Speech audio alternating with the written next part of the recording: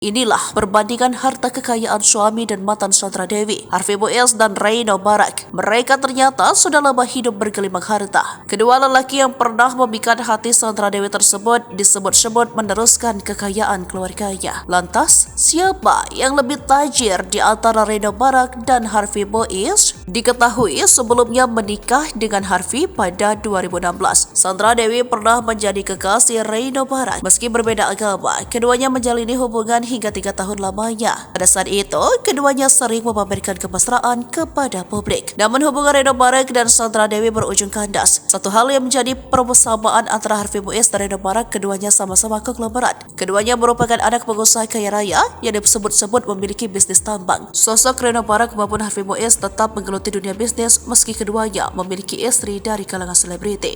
Harta Reino Barak disebut-sebut sudah tajir sejak lahir. Total harta kekayaannya mencapai 280 miliar pada tahun 2022 lalu. Suami Syahrini itu juga memiliki aset berupa tanah hingga kendaraan bermotor. Berikut sumber cuannya. Pertama, PT Global Mediacom. Tak banyak yang tahu kalau Reino Barak datang dari keluarga pengusaha yang berpengaruh di Indonesia. Ayah Reino Barak yakni Rosano Barak merupakan komisaris sekaligus pendiri PT Global Mediacom. Perusahaan itu bergerak di bidang media, di mana salah satu produknya adalah berupa serial animasi asli Indonesia. Di dalam PT Global Mediacom, Reino Barak menjabat sebagai wakil presiden. Kedua, Rakuten Indonesia. Reino Barak juga menjabat sebagai direktur sekaligus pendiri Rakuten Indonesia yang bergerak di bidang penjualan online. Ketiga, investor saham. Reino pernah membeli saham perusahaan Apple sebesar $60 dan menjual kembali saham tersebut dengan harga lebih tinggi, yakni $70.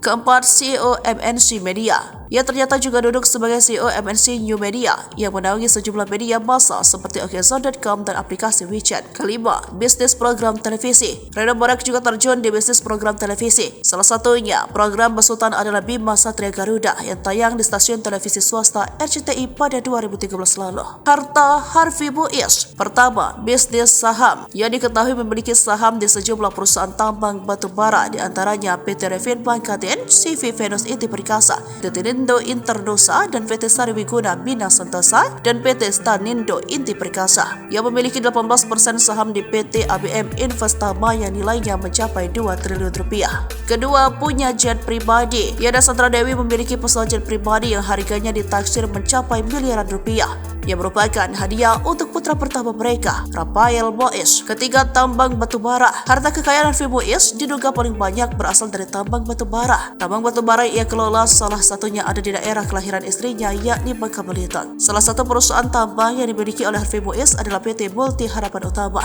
Di dalam bisnis tersebut, Harvey Boes menjabat sebagai presiden komisaris. Keempat, jadi brand ambassador. Ia juga menjadi brand ambassador Ferrari Roma. Hal ini terungkap dari video yang pernah diunggah Sandra Dewi melalui akun Instagramnya.